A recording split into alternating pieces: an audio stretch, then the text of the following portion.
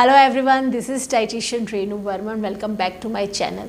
So as you all know कि Navratras are around the corner और हम सब because of this corona pandemic हम लोग सब बाहर जाके मंदिरों में जाके पूजा और प्रार्थनाएं नहीं कर सकते हैं, बट हम अपने घर में अपने ईश्वर को याद करके ज़रूर से अच्छे दिनों की मंगल कामना की प्रार्थनाएं कर सकते हैं.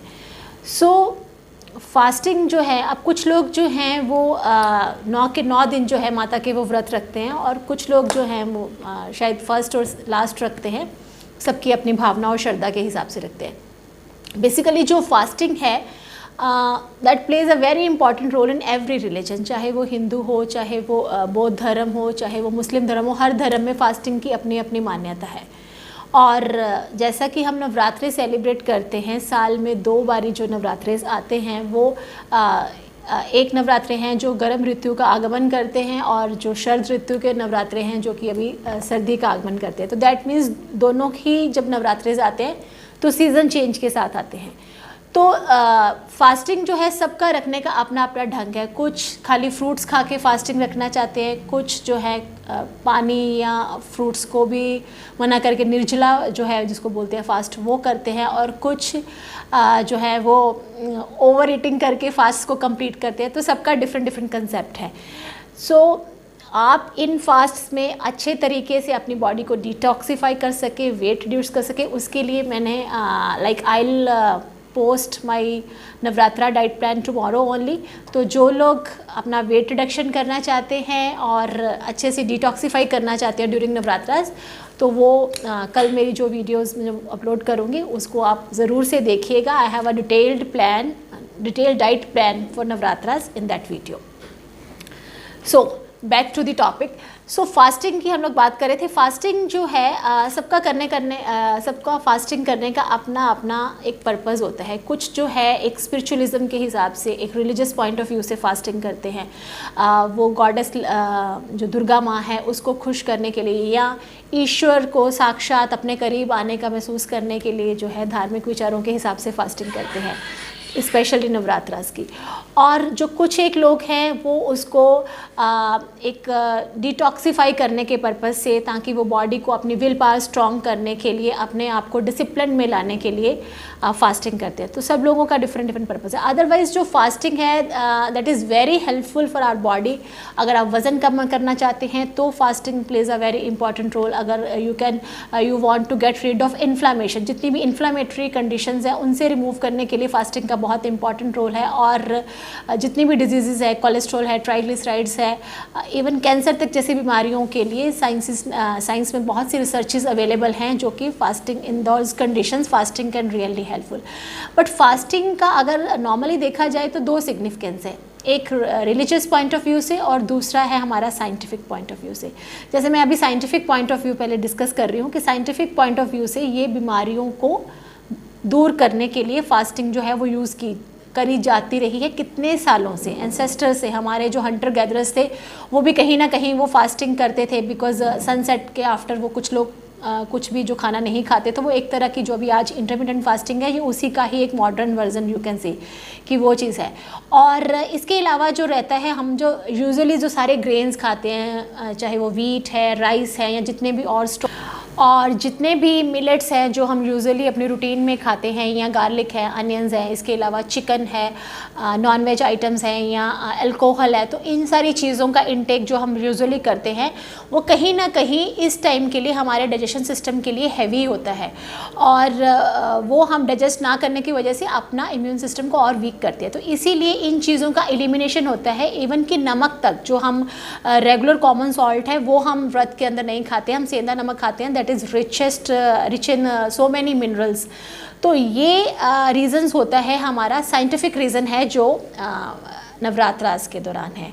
और अगर रिलीजियस पॉइंट ऑफ व्यू से कहूँ तो सबकी अपनी अपनी धारणा है. आई रिस्पेक्ट एवरीवन्स फीलिंग कि वो चाहे साइंटिफिक पॉइंट ऑफ व्यू को माइंड में रख के व्रत करते हैं या रिलीजियस पॉइंट ऑफ व्यू से अपनी एक श्रद्धा भावना से जो आप व्रत रखते हो, तो सबकी अपनी अपनी फीलिंग्स है. बट जो भी फीलिंग्स के साथ आप फास्ट रखते हैं, बहुत ही ज़रूरी है कि उसके जो फास्ट का सही का महत्व है।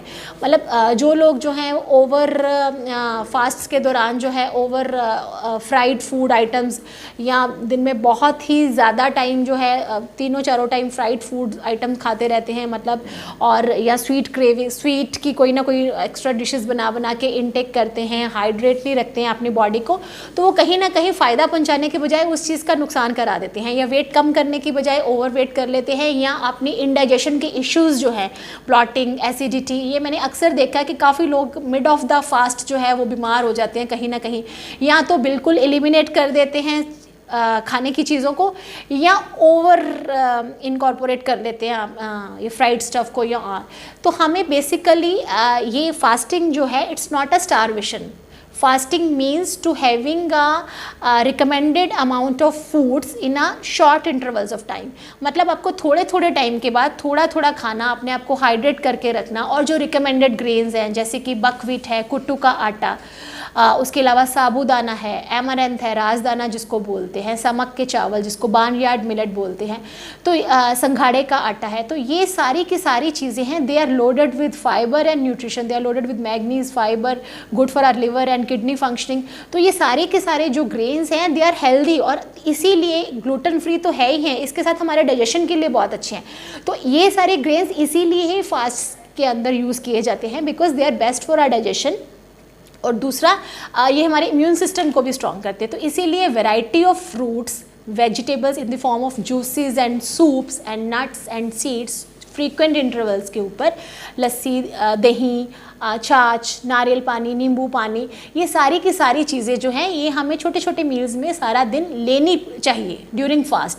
क्योंकि जो ये जो नवरात्रा के फास्ट है, इट्स नॉट लाइक कि आप बिना पानी के रखो या आप सिर्फ वन टाइम मील खाओ, तो उसी से आपकी जो तबीयत है। और एक चीज़ और माइंड में रखने की ज़रूरत है कि आपकी तबीयत अगर पहले से ही ख़राब है, ख़ास करके अभी जो आज के टाइम कोरोना का टाइम चल रहा है, तो हमें सबसे पहले अपनी हेल्थ कंडीशन को देखना है। So it is my humble request to all of you whosoever is suffering from any disease, अगर किसी को पहले से ही कोई लो बीपी की प्रॉब्लम है, या पहले से अगर उसका वो शुगर लेवल स्टेबलाइज नहीं है, बैलेंस नहीं है, पहले से ही थोड़ा सा फ्लक्चुएशंस रहती है, या कोई और सीरियस कंडीशन से गुजरा है, तो उनको ये फास्टिंग जो है it is not recommended for those persons whosoever is suffering from any disease।